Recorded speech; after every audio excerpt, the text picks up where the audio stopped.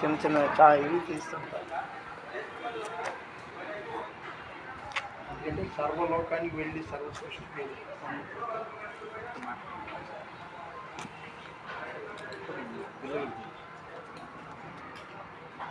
Praise the lord. ఈరోజు June 17వ తేదీ 2024 సంవత్సరం సోమవారం. ప్రేమ విందు అయిన తర్వాత 2:30కి కిందికి వచ్చి, అంటే ఎక్కడ అని మీరు అనుకుంటున్నారా?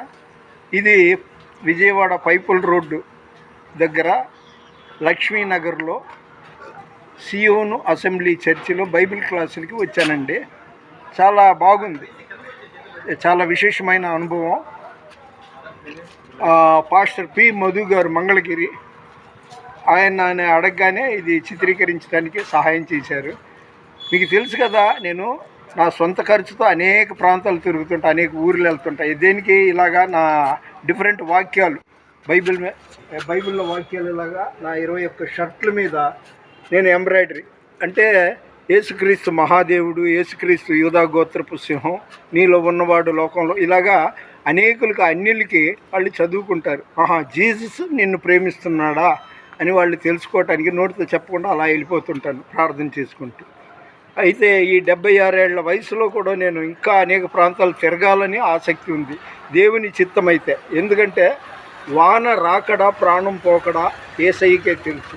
కాబట్టి ఇంకా ఎన్నాళ్ళు ఏంటి అనేది. కానీ ఈ 76 ఏళ్ల వయసులో నేను బ్రతికి ఎలాంటి ట్యాబ్లెట్లు మాత్రలు వేసుకోలేదంటే ఆయన కృప.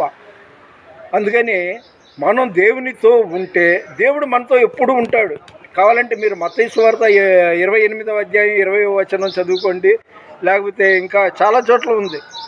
సదాకాలం ఇశ్రాయేలును కాపాడువాడు కొనకడు నిద్రపోడని. కాబట్టి మనం దేవునితో ఎక్కువ ఉంటే ఆరోగ్యం ఇస్తాడు, ఐశ్వర్యం ఇస్తాడు, మనకి కావాల్సిన దానికంటే అన్నీ ఎక్కువ ఇస్తాడు. మన వినికిడిలో దేవుడు ఈ కొన్ని వాక్యాలు దీవించునుగాక. పాస్టర్ పి మధు గారు మంగళగిరి, ఆయన గారు రిక్వెస్ట్ చేస్తే ఈ చిన్న వీడియో తీశారు. దేవుని పరిచర్యలో మీ రత్నం ఫ్రాన్సిస్. God bless you.